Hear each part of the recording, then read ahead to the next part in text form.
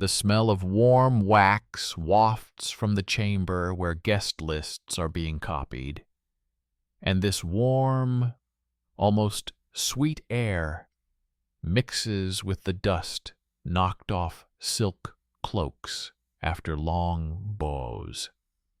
Souls slide across the marble floor. Servants walk across the carpets, and every step is subject to order. Who walks in the center? Who walks along the wall? Who is allowed to look at the imperial couple, and who is supposed to look down? In the corner, where the water for washing hands is cooling, whispers hiss. Today's gossip has already taken flight. Supposedly a favorite, supposedly a secret rendezvous. But behind the whispering, something else can be heard. The turning pages of the audience schedule. Whispering knows no time, but paper knows it before the hour strikes. The old struggle between hearing and protocol begins again. Greetings to the audience, and I'm glad you're here again. Please write in the comments which cities and countries you are watching this episode from. That way we can see the geography of the conversation. I wish you a calm but attentive listening experience. Today, the Byzantine court through the eyes of the author of the Alexiad, where the concept of propriety is not a hastily invented mask, but a rigid system of signs, and where tales of licentiousness are shattered by the cold mechanism of ceremony. The court in which Anna Komnene grows up and writes is not like a house, but like a machine. It houses offices, state fabric warehouses, jewelry workshops, pharmacies, and archives. There, they keep track of candles for night services, record the order of bows, and measure the length of trains and the weight of crowns before they are carried to the ceremony. In this machine, the body is part of the protocol, as important a component as the key to the treasury or the list of gifts. Shoulders are covered, hair is gathered, fabric is draped to fit, movements are measured, not out of shame, but for the sake of visibility of power. Entry into the hall is a check not of morals, but of insignia. And when the word favorite appears in rumors, protocol responds dryly. Is her name on the list of escorts? Was she standing at the threshold today? Did she miss even a minute of the schedule? Often the answer disappoints lovers of stories. Rumors live comfortably in a time without numbers, but the court lives by the clock. Anna looks at this order not as a spectacle, but as a fabric that needs to be described in order to understand how the empire is held together. In her chronicle, war is not only shields and spears, it is also the movement of wagons, the time of posts, the distribution of medicines, fatigue after marches, and, in the capital, the same logic. Who stands on duty for how long? How they endure the heat under heavy cloaks? Why it is important not to lose one's voice in a speech that must be heard by foreign ambassadors. Her female gaze is not about secret rooms, but about public form. It is dispassionate and therefore frightening. Beneath the precious pattern lies the technique of court survival. In this view, propriety is a safety technique for those in power. The first prepared turn occurs where every rumor is usually blown up into a tragedy. It is said that a certain courtier overstepped the mark and entered the sovereign's presence out of turn. But the archive reveals a sequence. The audience began several hours before sunset. Before it, there was a prayer service. After it, a council. In between, a reception of ambassadors. At the end, the recording of orders in the chancellery. There are no gaps in this chain. And if the rumor says entered, the book shows nowhere. A dry leaf beats against a vivid imagination. This does not negate passions. They will always be there, but it makes them invisible to the machine. Byzantium guards its visibility more strongly than someone else's story. Within walls, where every turn is recorded, it is difficult to trade empty moments. Further on, the wardrobe is revealed as a code. A ceremonial cloak is not for the body, but for the event. Colors are not a whim, but a sign of season and rank. Decorations are not decorations, but marks of hierarchy. A heavy robe, complicated in its ties, is calibrated for ritual. A tunic, for everyday wear, is for walking around the courtyard, so that the hand does not catch on the fabric when picking up a pen or raising a cup. A veil is not a curtain for the face, but a habitual path for the gaze. This makes it easier not to see unnecessary things and not to make unnecessary movements. Decency is not sewn in once and for all. It changes according to circumstances and the time of day. This rational background is jarring to ears accustomed to associating any rustling with the words looseness and intrigue. But there is a reason for the rustling. How many times a week the courtyard shows itself to people at the liturgy? How many hours the celebration lasts? How many layers are needed for cold and heat? How many hands are needed to lift the ceremonial cloak so that it does not touch the dirt? All these numbers do not paint a picture of morality. They paint a picture of stability. The second prepared twist is the clash between the scribe and the pamphlet. During the palace conflicts against the empress, leaflets are distributed, hinting at the immodesty of her entourage, alleged liberties during the holidays, and alleged shameless glances. The microhistory of bodies attempts to become a weapon. The response comes from the same place where the lists of audiences are kept. Memos about the order of exits, notes about the neighbors on the right and left, records of what gifts were given to whom and who witnessed them. These dry details do one thing that is terrible for the pamphleteer. They take away the stage.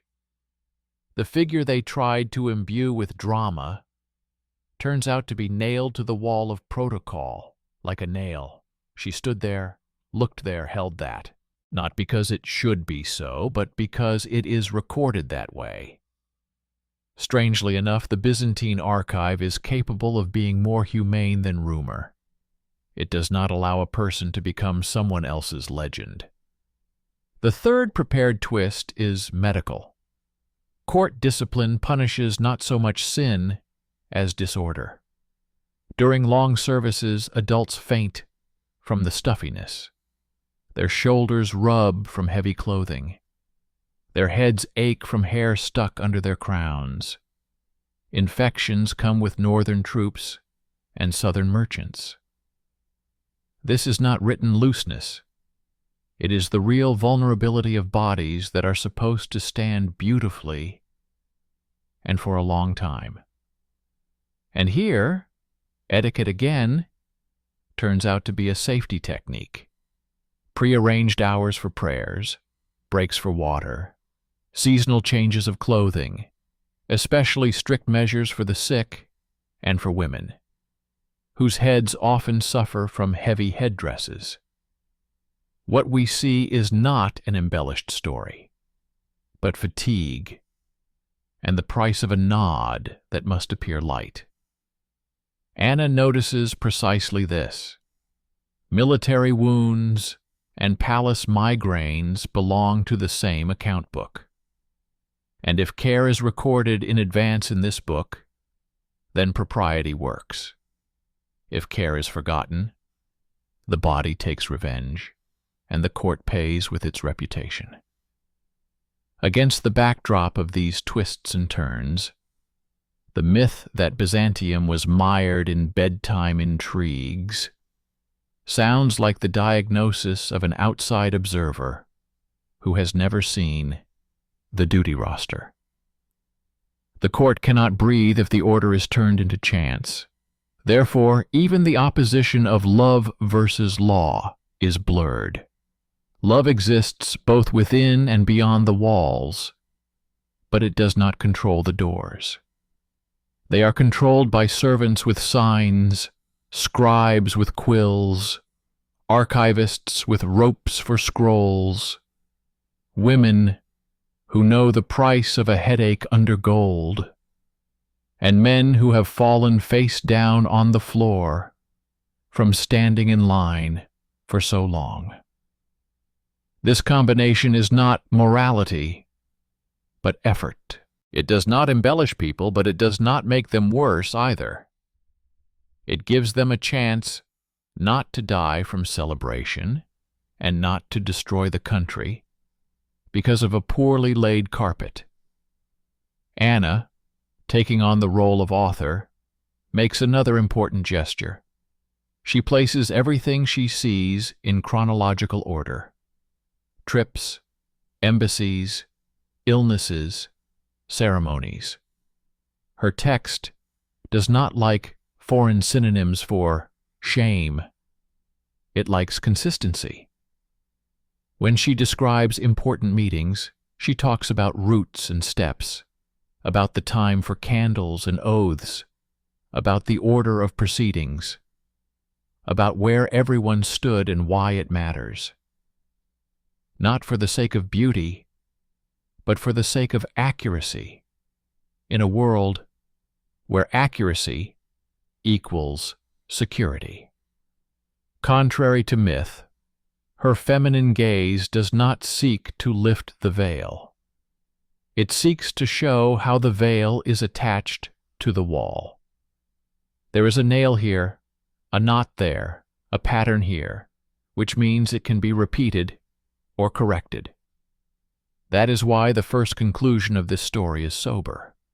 Rumors within the Byzantine walls exist like smoke in a portico, but they are not what stirs the air there. The air is driven by order. In it, propriety is not the conductor of fear, but a rhythm that allows people to survive and the system not to fall apart. Its cruelty lies in its indifference to vanity. Its humanity lies in its consideration of the vulnerability of bodies.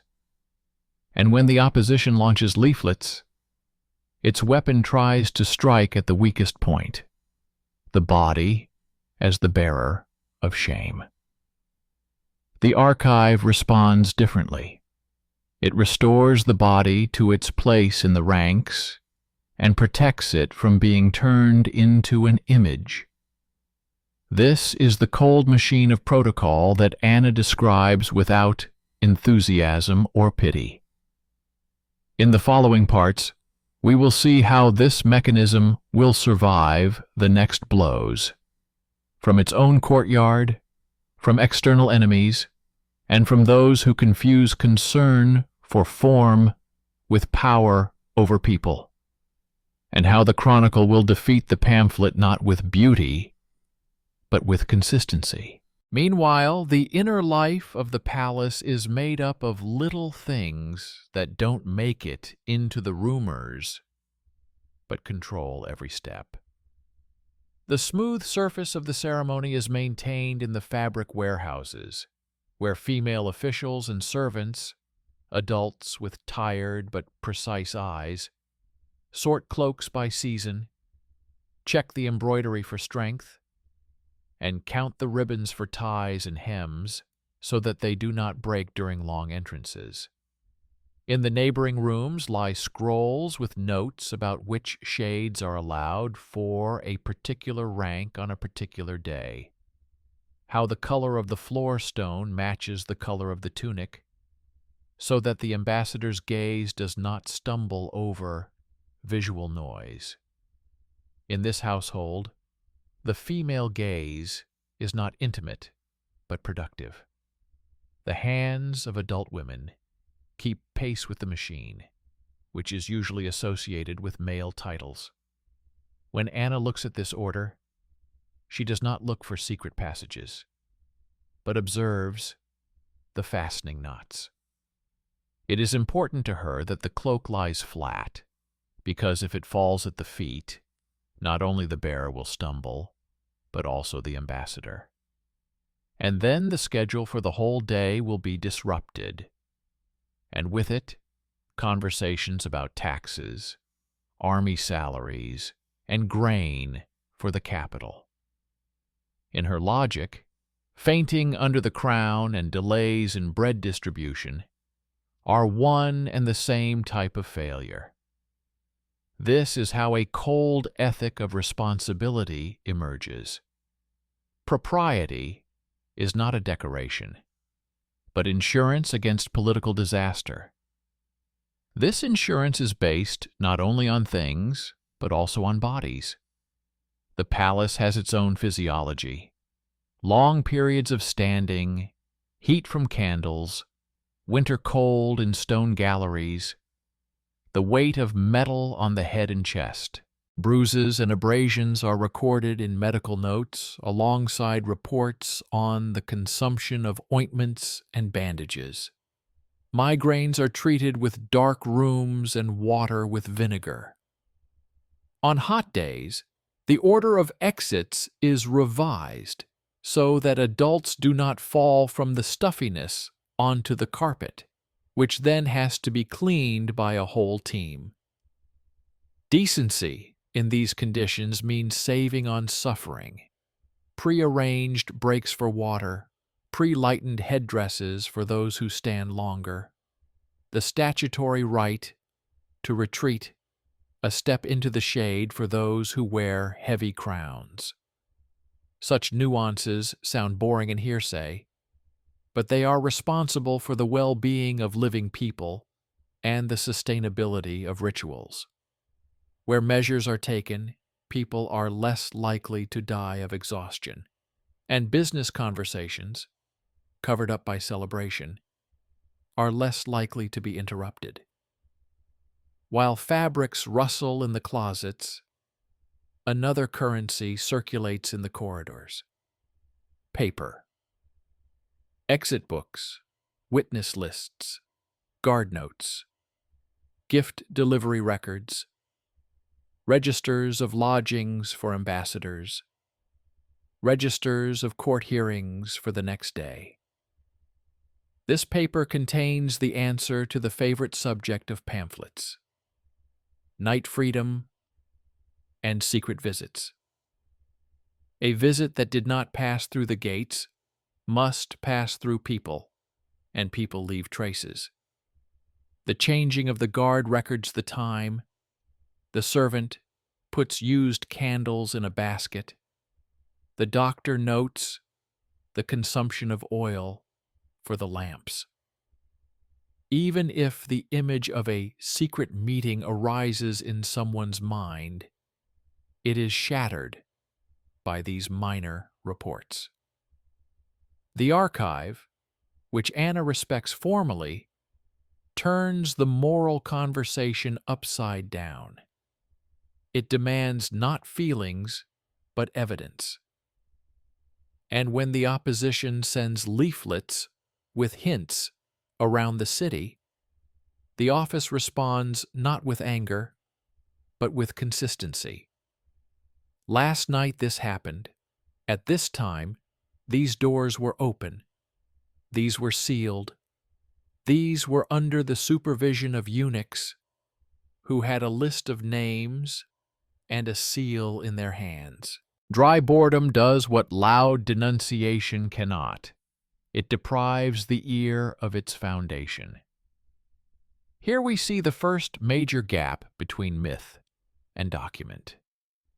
Myth likes to interpret every shade of fabric as a sign of debauchery, and every bow as a sign of servility. The document, on the contrary, lays out the work on shelves. The metal thread in the sewing is not about vanity, but about visibility in candlelight, so that the ambassador can read the rank from afar. The long train is not about pride, but about the architecture of movement that keeps the hall's attention. The sound of footsteps and the smooth flow of fabric draw the eye, while important words are spoken without shouting. A covered neck is not about shame, but about warmth in a hall where a draft blows between marble and bronze. When Anna describes this, she does not argue with moralists. She simply records the technology, thereby destroying the basis of the accusations. Looseness does not thrive where every element of a thing is subordinate to function. The second crack in the myth runs along the line of love rules the palace. In reality, it is ruled by supplies and time. In the Alexiad, military campaigns are tied to the transport of grain and the maintenance of roads. Days in the capital are tied to the work of the treasury and the daily routine of scribes. The same principle applies in the halls where passions reign supreme. There is a day of celebration when earrings are heavier, fabrics are richer, and movements are slower. There is a day of fasting when everything is more modest and lighter.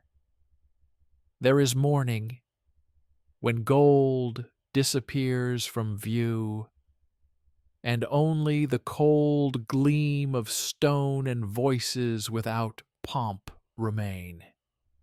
Any scandal must fit into this grid, otherwise it becomes a hole in the schedule, and the court does not tolerate holes.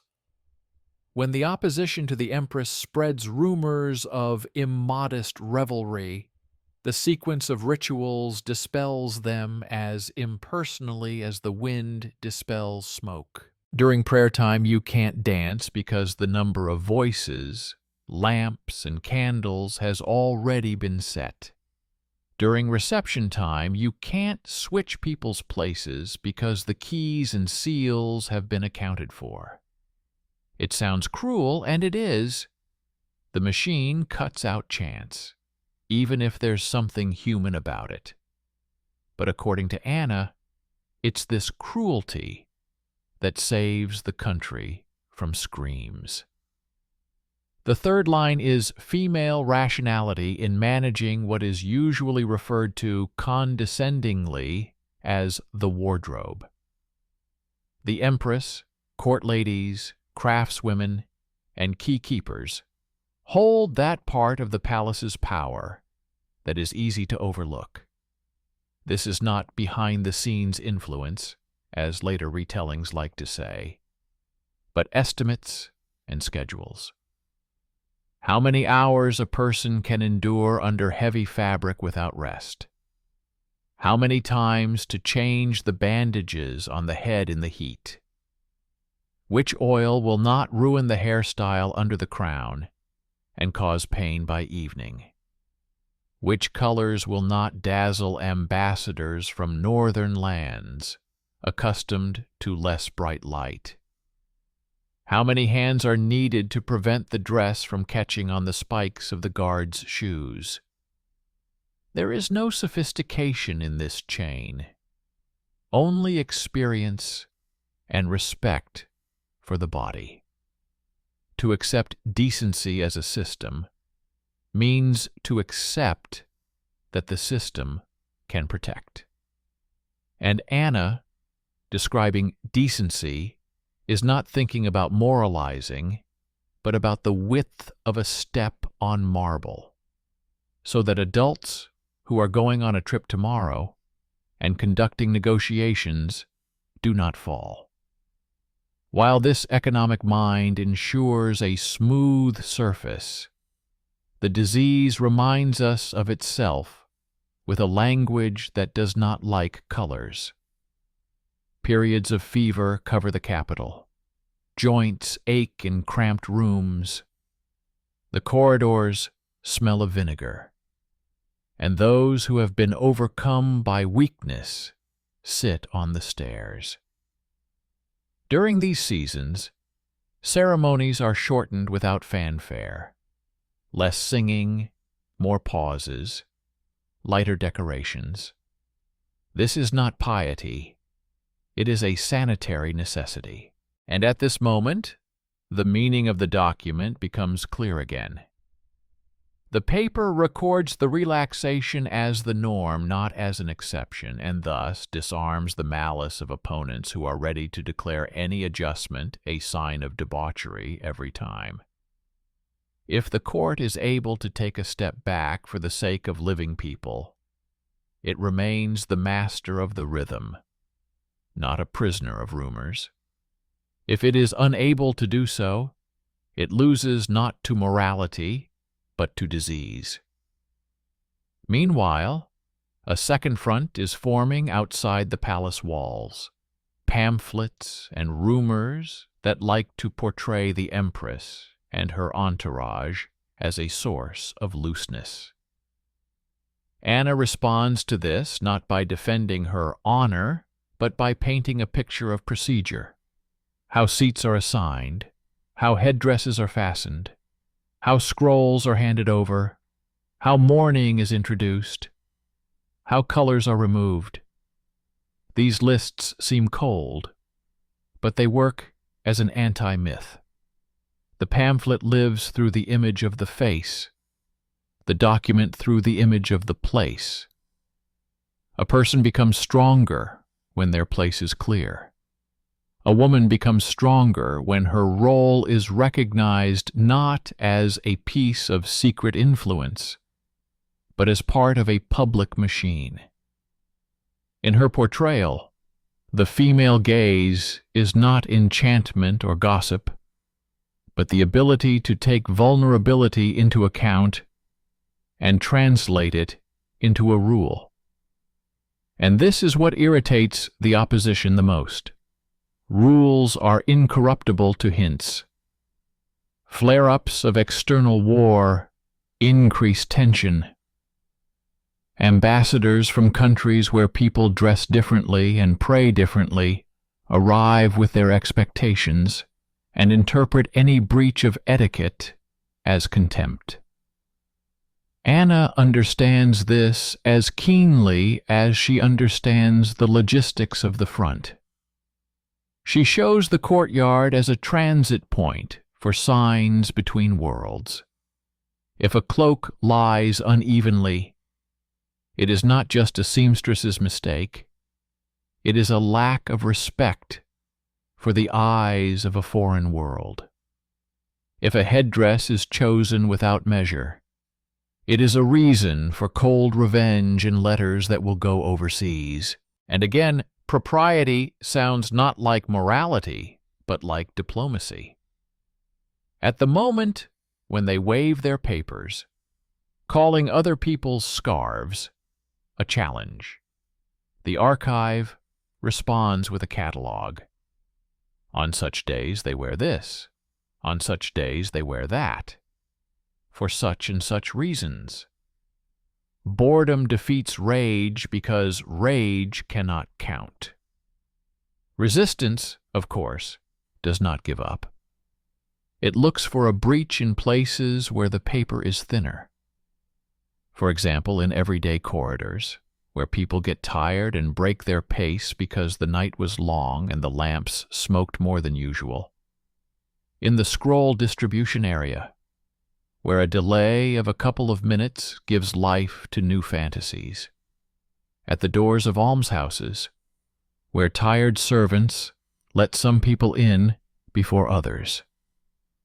But here, too, there is an answer that might seem strange if one did not know the logic of the court.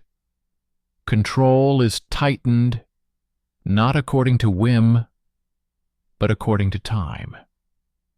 Where the smoke is thicker, the lamps are changed earlier. Where people get tired more often, the schedule is changed and people are given shorter work periods. Where delays provoke rumors, another pair of adult eyes and hands with an hourglass are added. This does not make the world more moral, but it makes it quieter. And silence is what the protocol needs to live. Against the backdrop of all this mechanics, Anna, mature and attentive, captures another layer: the tension between reading and vision. For some, a sign is an image. For others, it is a line. Myth lives in the eyes. A document lives in the hands. The Alexiad belongs to the hands. Its pages are an attempt to tame events in which it is too easy to drown if you look only with your eyes. Therefore, in its world, the female gaze has a strangely dry mission: to reduce the space for humiliation by translating any cry of shame into the question, where was this recorded? This does not make the story gentle. It remains disturbing, because behind every line there are bodies experiencing heat, cold, fear, and fatigue. But it is precisely this kind of story that leaves hope. It suggests that order can be relearned if it causes harm, and polished if it saves. When another wave of leaflets calls the Empress the evil of common morals, the court machine responds with a feint that brings together the main points. Opponents strike at feelings. The archive strikes at procedures. The pamphlet thrusts a picture in your face. The document responds with a list. And this list is not bureaucratic pride, but the language of defense. Because where roles, places, and times are named, there is less temptation to lynch a person with an image. Anna takes this conclusion to the extreme.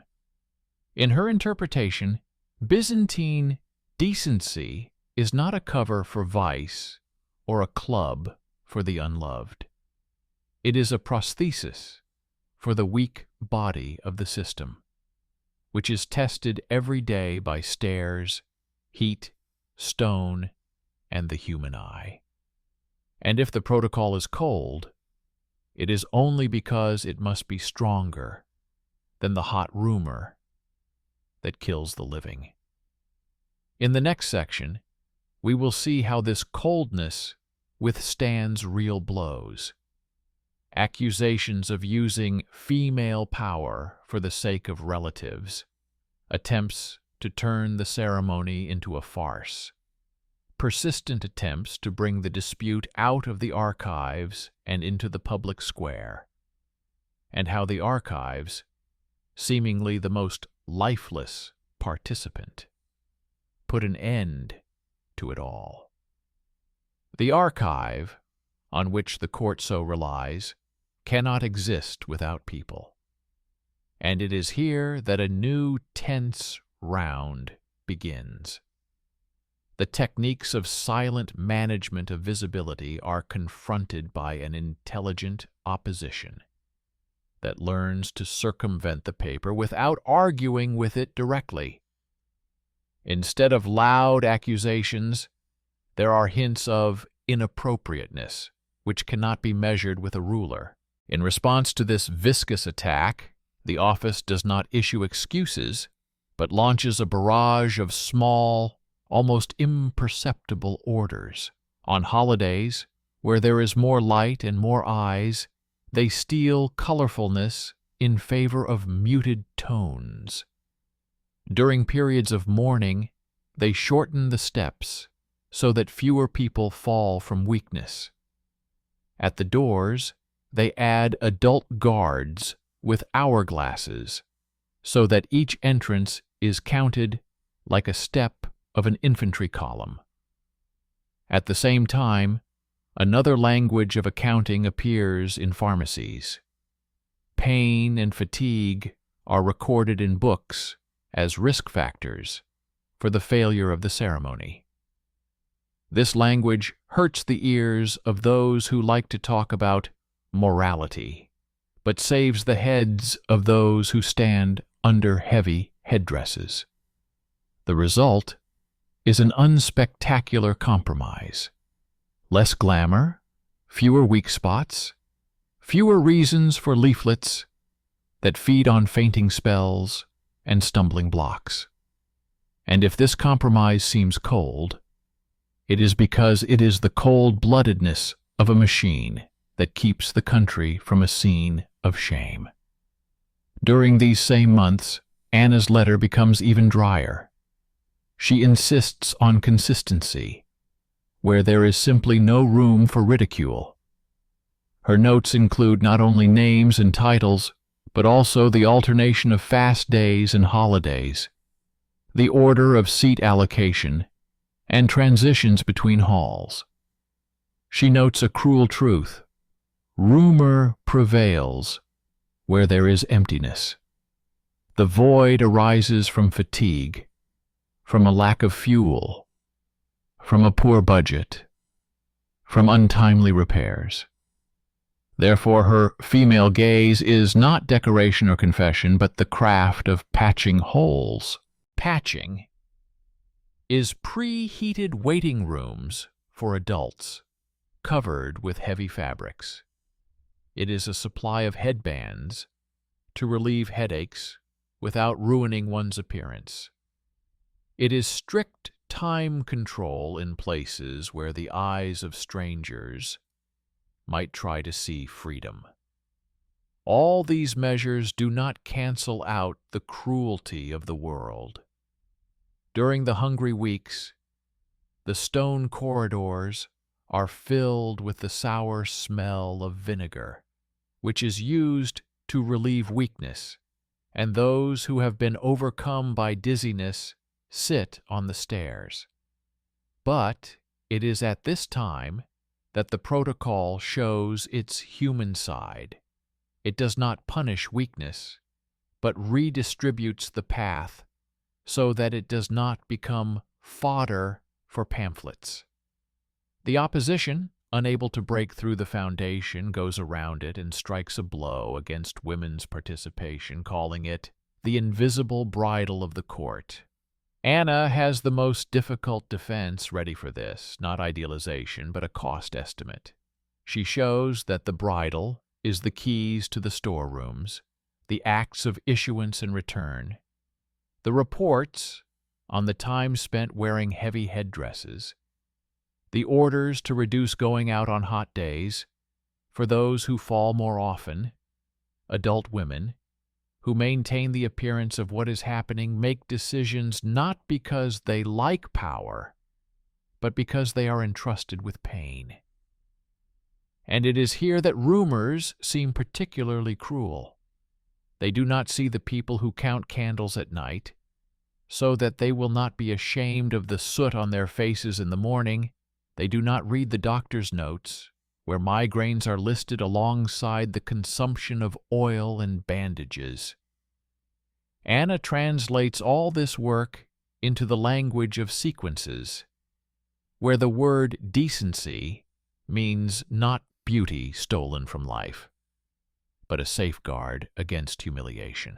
Her conclusion is stubborn. The myth of bedtime Byzantium is a toy. The document about the machine of politeness is a weapon, and weapons have a price, measured in hours of standing and the length of the train, which must not become a noose.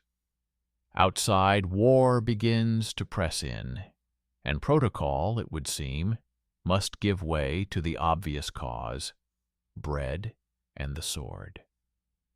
But in Constantinople, everything is made of the same material.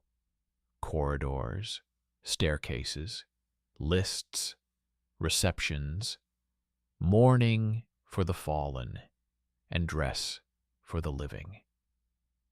In times of trouble, rumors about favorites and secret parties come back like old diseases. It's easier to suspect those around you than to face hunger and the need to pay salaries. A strange exchange takes place. Carts carrying pain and whispers travel from the freezing regions to the capital, and scrolls with orders travel from the capital to the regions. At this crossroads, Anna again maintains a cold line. She shows how the court turns misfortune into ritual, and ritual into a form of survival. Shorter mourning periods are set so that people do not collapse. Headdresses are simplified so as not to break shoulders. Color combinations that strain the eyes of those who have come from the road are canceled. Decency once again turns out to be sanitation. And this is what confuses the enemies. It seems to them that the courtyard is turning away from reality. But reality knows this as salvation. There is less humiliation in a compact crowd, less jostling in a clear route, fewer cuts in a well-thought-out fabric. Meanwhile, the courtyard's production hub, workshops, pharmacies, warehouses, groans. Metal chills the skin and leaves bruises on the collarbones. Thick fabrics rub the necks. The skin on the palms of laundresses and maids cracks from lye. Adults fall in the corridors from soot and lack of sleep. These details do not make it into the laudatory records, but they reach Anna like sounds from the backyards. She does what she does best. She puts them in order, where each pain becomes a point for a solution. They add short breaks in the shade, change routes so that heavy people do not cross paths with long queues, introduce restrictions on the density of decorations on hot days, and increase the number of servants on the stairs, where people fall more often. It looks like feminine care and state sobriety, and when, during these months, leaflets emerge from the darkness with hints of soft morals, they are too late. The machine has managed not to justify itself, but to rebuild itself. Pamphlets live in the past, and protocol lives in the present. In the diplomatic arena, these changes save the empire's face. Ambassadors from northern courts, where the fabric is different and the light is sharper, judge strength not by the loudness of legends, but by the stability of ritual. No one falls.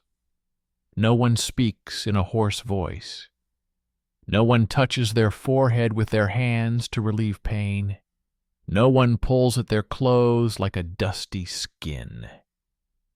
This is not a miracle of morals. It is the result of calculation. Anna, describing such balance, does not hide the cruelty of the price.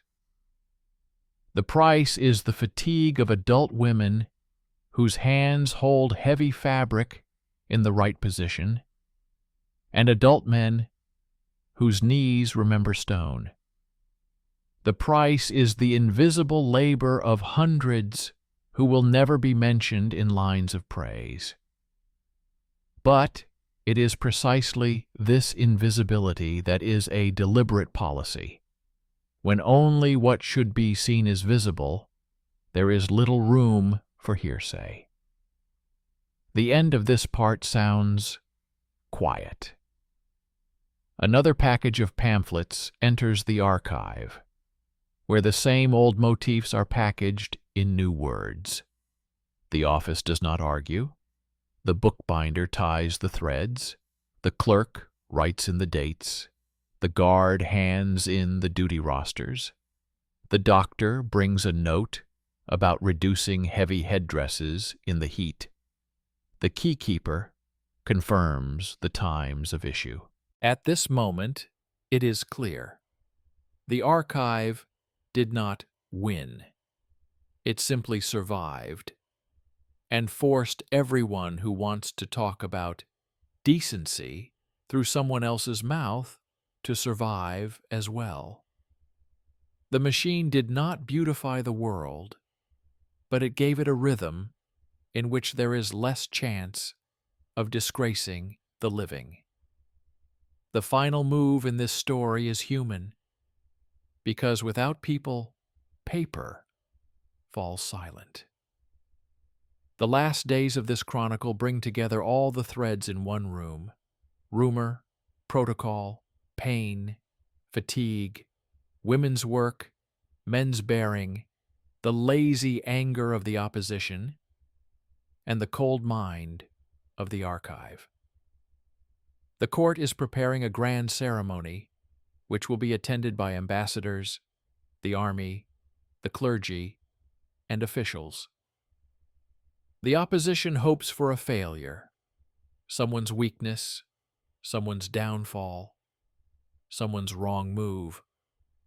But pre-arranged movements, light fabrics, emphasized mourning where appropriate, and strict lighting make the hall insensitive to chance. Adult women in key positions give signals and hold the fabric. Adult men at intersections direct the flow. Medical servants carry water to where the rumbling is strongest. Nothing beautiful, just craftsmanship. Rumors are deprived of scenes in advance, and that kills them. They are not defeated by words. They are dried up by order. Anna, finishing her dry work, folds the last sheets where journeys coexist with pain and etiquette with safety measures. In these sheets, there is not a single victory of the heart over the law, only the long-term victories of consistency over chance. She shows how the female gaze does something that is often denied to her. It translates the weakness of bodies into rules, not into a reason for mockery. This leads to a conclusion that is unpleasant for romantic stories.